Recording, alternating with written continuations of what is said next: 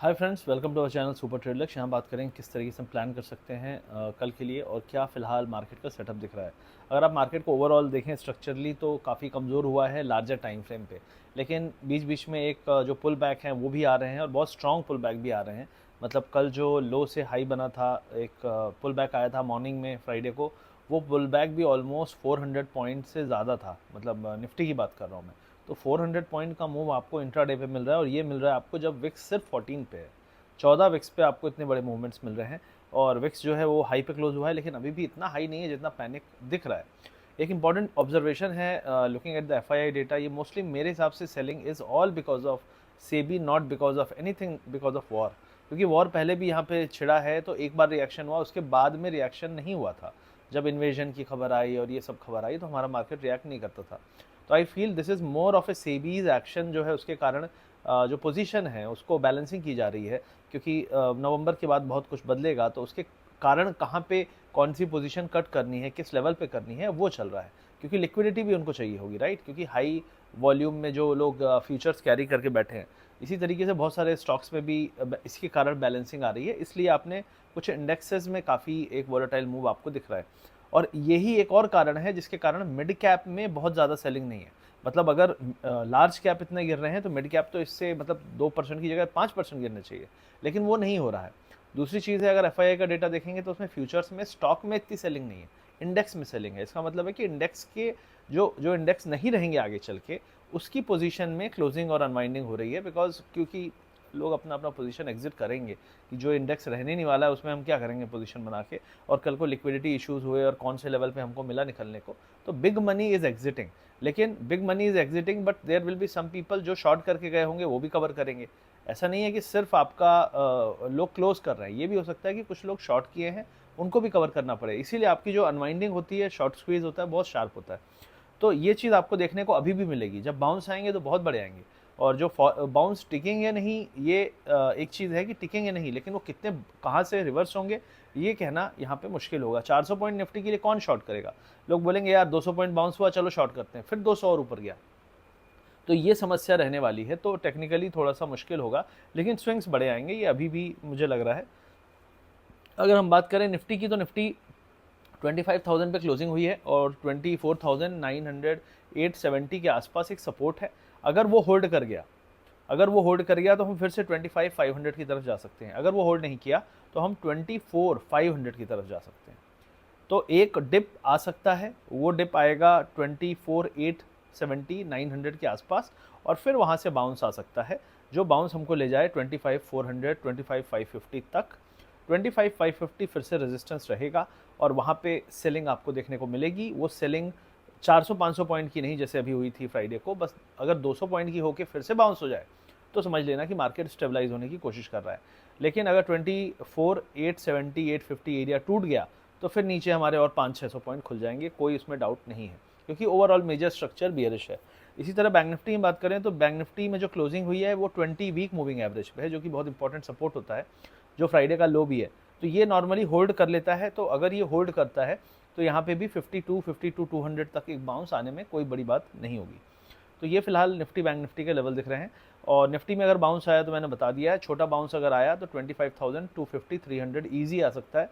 अगर बड़ा बाउंस आया तो 25,550 तक भी हम खींच सकते हैं।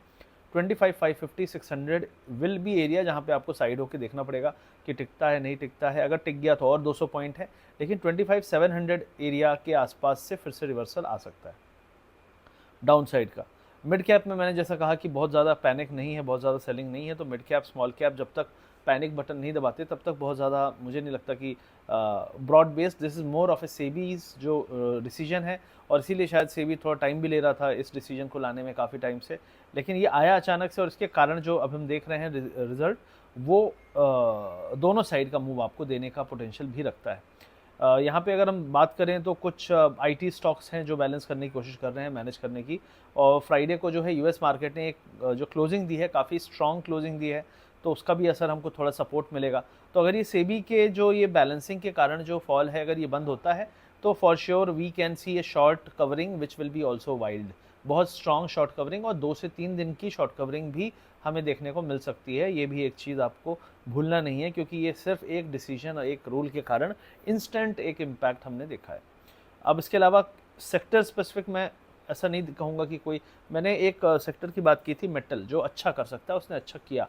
अभी एक सेक्टर की और बात मैंने उस टाइम की थी, वो थी ऑटो, क्योंकि ऑटो में ये इंडेक्स मैनेज कर रहे थे टू व्हीलर फोर व्हीलर के बीच में, और मैंने ये कहा था कि ये उठाने की हिम्मत नहीं है इनकी, लेकिन बस रोक रहे हैं। तो अगर गिरा तो अच्छा यहाँ भी फॉल आ सकता है। आप देख सकते हैं ऑटो ने अच्छा फॉल दिया है, मतलब जो आपके लीडर्स हैं लाइक महिंद्रा एंड महिंद्रा, अशोक लीलैंड, ये सारों ने अच्छा एक फॉल दिया है। क्योंकि देखिए ये जो सीज़न आता है ना, इस सीज़न में फेस्टिविटी तो है, लेकिन इसमें सीज़न में एक जो इस बार एक है रेट हाई है, ठीक है, आपकी जो इकोनॉमी है थोड़ी स्लो हो रही है वर्ल्ड वाइड, उन सब का असर भी आपको देखने को मिलेगा। तो चीज़ें जो हैं पहले से प्राइज इन हो रही हैं। आप बोलोगे यार अभी डेटा कहाँ है, अभी तो कमज़ोरी है नहीं, कमज़ोरी होने के पहले ही मार्केट में वो प्राइस ला देंगे, और फिर जब स्ट्रेंथ आने वाली होगी उसके पहले ही इसको उठाना शुरू कर देंगे। तो अच्छे डेटा के पहले ही प्राइस मूव होगा, क्योंकि there are people who have sources, जो लोग इन्फॉर्मेशन आपसे पहले एक्सेस कर लेते हैं। ये मार्केट का रूल है, smarter guy will win and the guy who is lazy will not win, simple. तो ये सारी चीज़ें आपको यहाँ ध्यान देनी है। बाकी सेक्टर स्पेसिफिक यही है। Gold remains at the high, जो डॉलर है वो भी आपका, रुपी डॉलर है वो भी आपका 84 के आसपास आ गया था। और अगर सेक्टर स्पेसिफिक बात करूँ तो ऑटो मैंने कहा, रियलिटी तो मैंने बजट के बाद ही कह दिया था कि ये सब चीज़ें आपको निकलने का मौका है। जब निकल जाओगे तो ठीक है, नहीं निकलोगे तो बाद में रोते रहोगे 6 महीने 12 महीने। और अभी बहुत सारे लोग सरकारी कंपनीज़ में, बहुत सारे लोग ऑटो में, कई लोग बोल रहे थे अरे टाटा मोटर देखो, मैंने कहा हाँ आप देखो, ठीक है, निकल पाए क्या 1200 में? नहीं निकल पाए ना, तो बस इंतज़ार करो, कभी ना कभी आएगा, लेकिन कब आएगा तब तक आप रुक पाओगे नहीं रुक पाओगे, ये सवाल है। तो सही टाइम पे निकलना is as good as important as सही टाइम पे एंटर करना या अच्छी एंट्री लेना। लोग सेकेंड पार्ट भूल जाते हैं कि निकलना भी है, और वो लोग जो नहीं निकले हैं वो लोग अभी रो रहे हैं। तो ये ओवरऑल मार्केट का रूल है।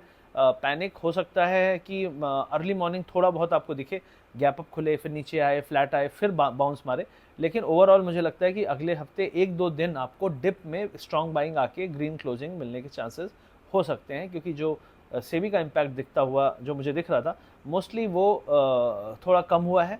और जो फ्राइडे का पैनिक था वो पैनिक मोस्टली वीकेंड में लोग जा रहे हैं, बोल रहे हैं यार कोई खबर आ गई, कहीं मिसाइल विसाइल हो गया, कुछ हो गया, तो इसलिए थोड़ा सा लोगों ने प्रॉफिट बुकिंग की। बाकी यूएस मार्केट जब मिसाइलें हैं उसके बाद भी ग्रीन क्लोजिंग दे रहा है, तो हमारे मार्केट में और कोई कारण नहीं हो सकता। और जो चाइना का इशू था वो मैंने बताया था कि चाइना में पैसा गया है, और इंडिया में जिन लोगों को प्रॉफिट बुक करना था उन्होंने बुक करके चाइना में पैसा लगाया है, और चाइना के मार्केट ने ऑलरेडी अच्छी रैली दे दी है। लेकिन हुआ क्या है, रिटेलर लगातार बाय करता जा रहा था, लेकिन बिग मनी ऑलरेडी बुक कर चुकी है। जब आप देखोगे एफआईआई का डेटा, जो एफआईआई ने बाइंग जैसे ही कम की, तो बाइंग कम करने का मतलब है सेलेक्टिव में बाइंग और बाकी में सेलिंग, सेल करके चाइना में पैसा लगा के वहाँ पे कमा भी लिया। अब वहाँ पे बुक करेंगे तो पैसा आएगा जब आएगा, लेकिन अभी तो फिलहाल जा ही रहा है। तो वो भी एक इम्पैक्ट मार्केट में था, जिसके कारण हमने ये शार्प नीजर रिएक्शन देखा। तो मिक्सड ऑफ न्यूज़ और इमोशन थे, और मुझे लगता है कि ये 1-2 दिन मैक्सिमम चलेंगे, उसके बाद एक शार्प बाउंस भी आएगा। लेकिन बाउंस आने के बाद फिर से ऑल टाइम हाई आना मेरे लिए तो मुझे नहीं लगता कि बहुत ईजी होगा, क्योंकि अभी जो फाइनेंशियल रिजल्ट्स आएंगे क्वार्टर के उनको देखना होगा, बहुत सारी चीज़ें होंगी। और जो ये फेस्टिव सीज़न है इसमें सेल्स के डेटा कैसे आते हैं, ये सारी चीज़ें इम्पैक्ट करेंगी मार्केट को, क्योंकि हम हाई इंटरेस्ट रेट इन्वायरमेंट में है। रेट कट हुआ है यूएस में, इंडिया में रेट कट अभी भी नहीं हुआ है। तो रेट कट कितना होता है, क्या होता है यूएस में, डिपेंड करेगा कि इंडिया में क्या होगा। और इंडिया में रेट कट ज़रूरी है मेरे हिसाब से। राइट नाउ जो है ऑटो और ये रियलिटी इसीलिए पिट रहे हैं कि जब तक रेट कट नहीं होगा तो इनको बूस्ट नहीं मिलेगा। तो बस यही है। आई होप वीडियो अच्छा लगा तो लाइक करिए, शेयर करिए, सब्सक्राइब करिए। हमारा A to Z प्रोग्राम है, उसको एनरोल कर सकते हैं, सीख सकते हैं, समझ सकते हैं। रिकॉर्डेड कोर्स है, और हमारा स्कैल्पिंग और स्विंग का भी कोर्स है। तो वीडियो के पिन कमेंट में मैं लिंक दे दूंगा, चेक कर लीजिएगा। फ्री टेलीग्राम चैनल है, अपने व्यूज़ ब्रीफ में दे देता हूँ कि मुझे क्या लग रहा है आज के मार्केट के बारे में, तो वो लिंक भी आपको मिल जाएगा। मिलते हैं अगले वीडियो में। Thank you.